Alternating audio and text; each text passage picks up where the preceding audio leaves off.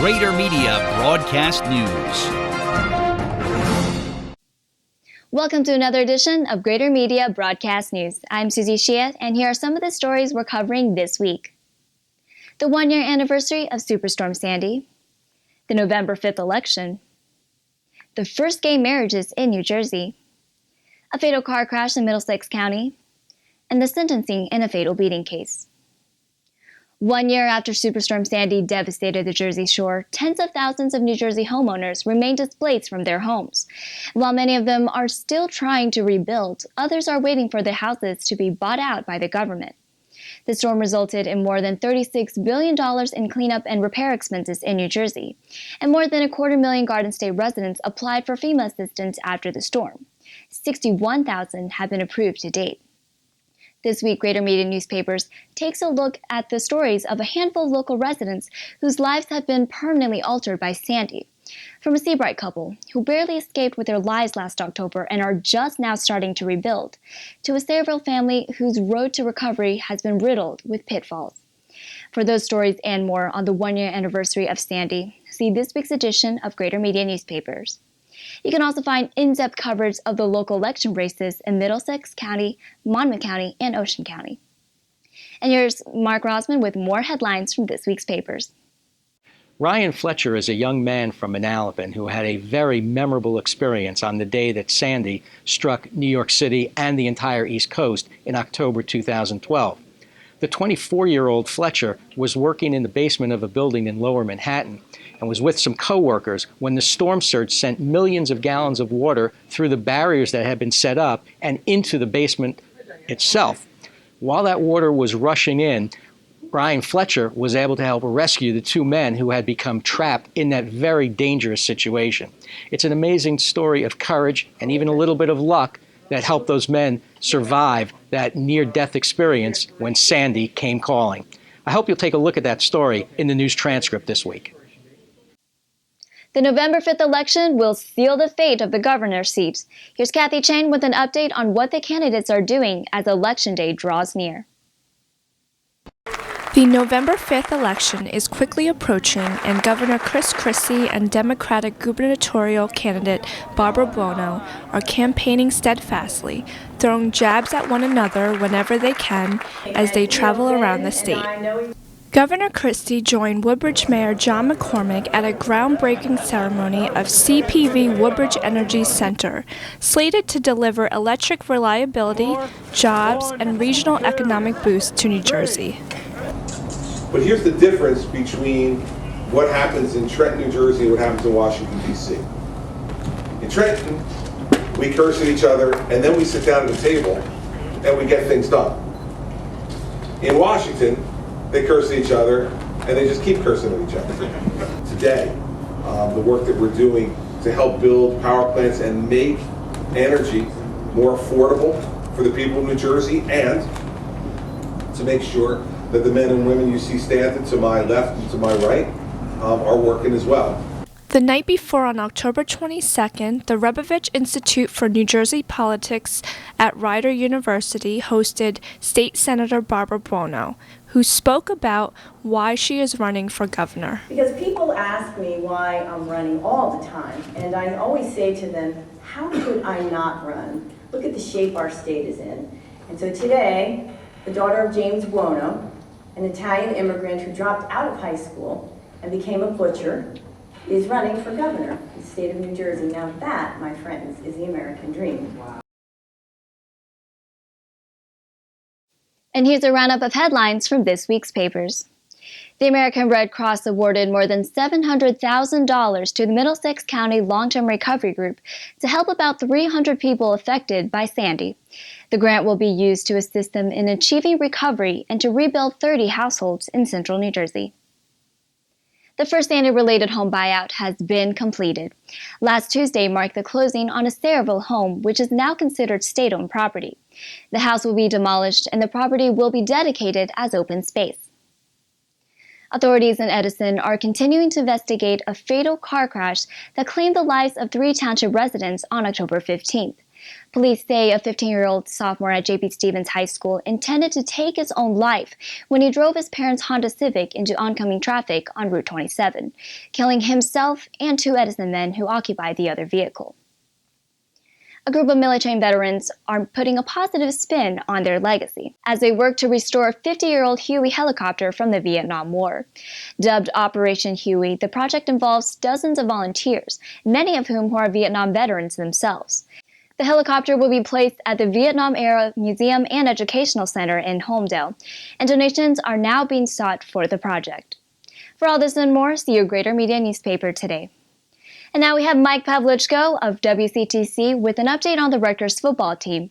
After that, we have Tim Morris with more on the local sports scene.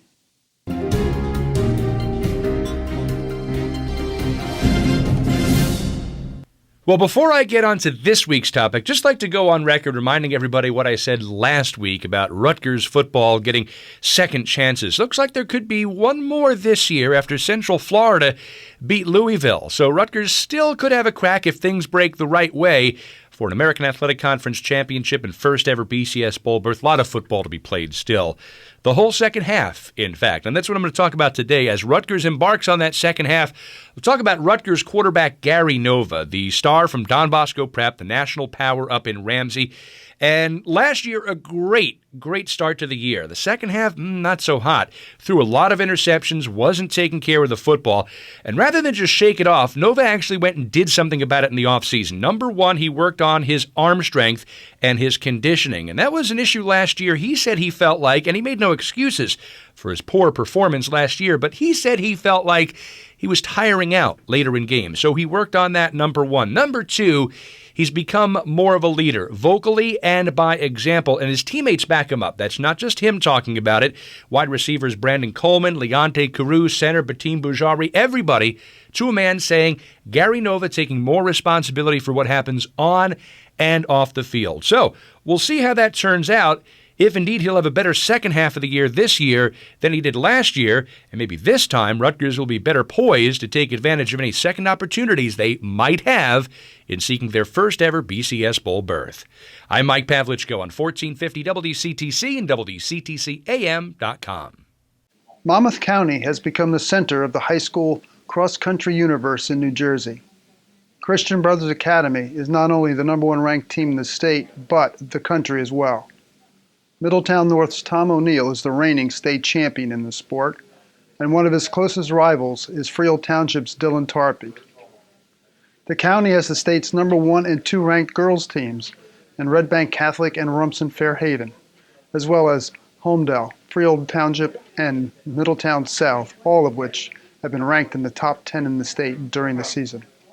At the recent Monmouth County Championships at Holmdel Park, Red Bank Catholic confirmed its number 1 ranking by retaining its championship. The Caseys in white singlets and green shorts weaved their way through rush hour traffic to place 5 runners in the first 19 to beat Rumson. Holmdel's Marin Warner won the individual battle, outdueling Red Bank Regional's Lauren Sapone. Defending champion Courtney Thompson from St. John Vianney settled for 3rd this time. Out of the shadows of Holmdel's backwoods came the familiar sight of O'Neill, completing his latest championship run. He set a new meet record with his 15:42, with Tarpey not far behind in second. Blaze Ferraro led champion CBA to another title.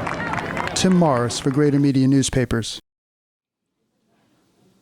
On June 25, 2010, Dr. Devyendu Sinha was out for an evening stroll near his Old Bridge home with his wife, Alka, and 2 young sons when he was confronted and savagely beaten by 4 Old Bridge High School students.